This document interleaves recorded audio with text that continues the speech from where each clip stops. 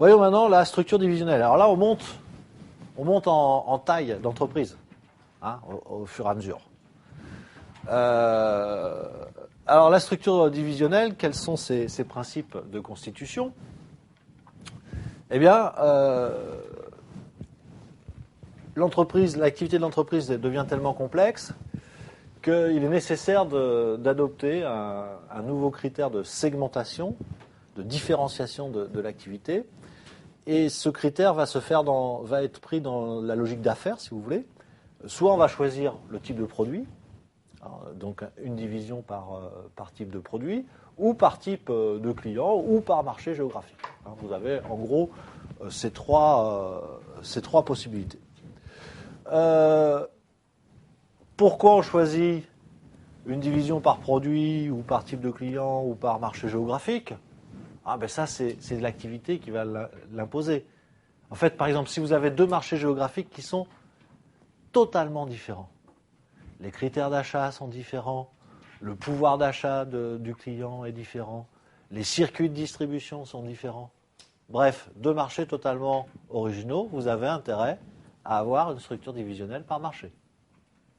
Si, au contraire, c'est vos produits, vous vous appelez Textron, vous fabriquez de la nourriture pour poulet, du dentifrice et des moteurs d'avion, dans le portefeuille d'activités, il est évident que vous comprenez qu'on ne va pas gérer ces trois activités qui sont si dissemblables d'une manière commune. Ça n'aurait aucun sens. Donc on a trois divisions spécifiques pour chacune des activités, j'allais dire des métiers de l'entreprise.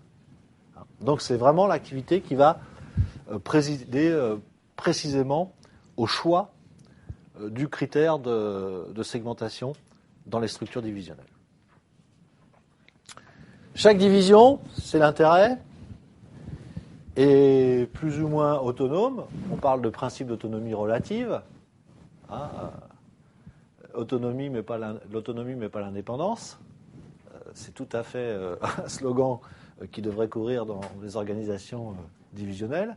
Ne pas oublier qu'on roule tous dans la même direction pour un objectif commun, même si on se trouve dans une division particulière. C'est aussi une des limites de ce type d'organisation. Donc, chaque division, en tous les cas, est responsable de ses coûts et de ses résultats. Les résultats faisant, bien évidemment, et toujours, sont toujours au cœur des objectifs qui sont confiés aux responsables de division. Au sein d'une division, par contre, on a généralement un autre critère d'organisation qui sont souvent la partition fonctionnelle, ce qui veut dire que les structures divisionnelles sont toujours hybrides. La structure, elle est divisionnelle jusqu'à un certain point, puis après ce point, il y a un autre principe de structuration des activités. On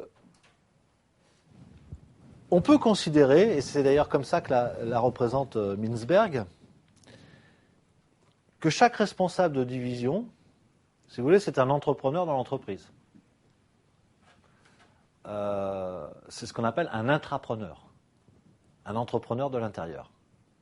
Et on essaye effectivement de lui faire vivre des situations de management comparables à celles d'un entrepreneur indépendant. C'est aussi l'intérêt de ce type de structure. Avec la limite, il ne joue pas simplement ce responsable de division. C'est sûr, il est responsable de son entité, de son entreprise, mais il ne doit jamais oublier qu'il fait partie d'un ensemble beaucoup plus vaste auquel il doit répondre en termes d'objectifs. C'est la limite, si vous voulez, de l'autonomie, là encore. Donc une structure divisionnelle, finalement, on peut dire qu'elle repose sur la décentralisation des pouvoirs et des responsabilités. Et cette décentralisation des pouvoirs et des responsabilités va s'accompagner d'un reporting extrêmement fort, au sens comptable et financier du terme, parce qu'il va y avoir besoin de coordination de la part donc, de la direction de l'entreprise pour avoir le contrôle effectif de ce qui se passe à l'intérieur de ces divisions. Alors on peut proposer une représentation de cette structure divisionnelle. Alors, ce qui pourrait être d'ailleurs la représentation d'un certain nombre d'entreprises équipementiers du sport. Je n'ai pas dit que que les équipementiers du sport avaient ce type d'organisation, mais potentiellement, ça pourrait coller. Donc vous avez la direction générale, vous avez un homme de staff spécialisé qui est le directeur financier, hein, et qui a un contrôleur de gestion qui lui est directement rattaché. D'accord ? Voilà un staff minimum, mais qui peut être très très efficace. Et puis ensuite, donc, vous avez des responsables de division. Et là, le critère de fondation des divisions, elle se fait sur les produits. Hein, donc on est chez un équipementier de sport, ça pourrait être Rossignol par exemple. Il y a des raquettes de tennis, il y a des skis et des chaussures de ski. Et il y a aussi, ensuite, il y a eu des vêtements de sport et des accessoires de sport comme les sacs, etc. Hein, donc pourquoi il est préférable de diviser l'activité dans ces trois familles de produits ? Parce que ça correspond finalement à des technologies différentes, à des clients différents et à des besoins différents. Donc technologie, clients et besoins différents. Par contre, ce qu'il y a de commun entre les trois, c'est le réseau de distribution et le métier, c'est-à-dire fournir des articles de sport.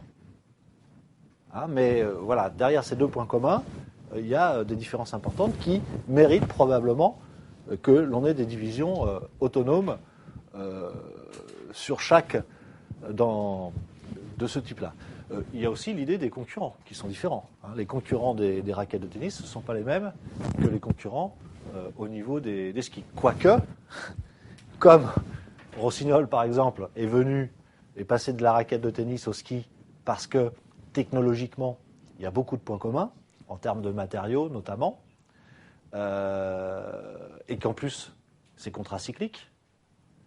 Quand les gens font du ski en Europe, ils jouent moins au tennis, et quand ils jouent au tennis plus au printemps et à l'été, ils font plus de ski. Ah, donc il y a vraiment une complémentarité cyclique de ces affaires.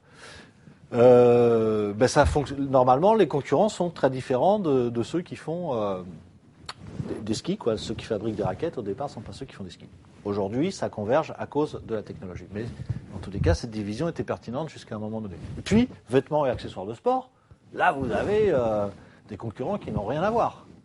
Vous pouvez avoir les mêmes concurrents que ceux que vous avez dans les raquettes de tennis, mais vous en avez aussi qui viennent de tous les horizons du secteur textile-habillement.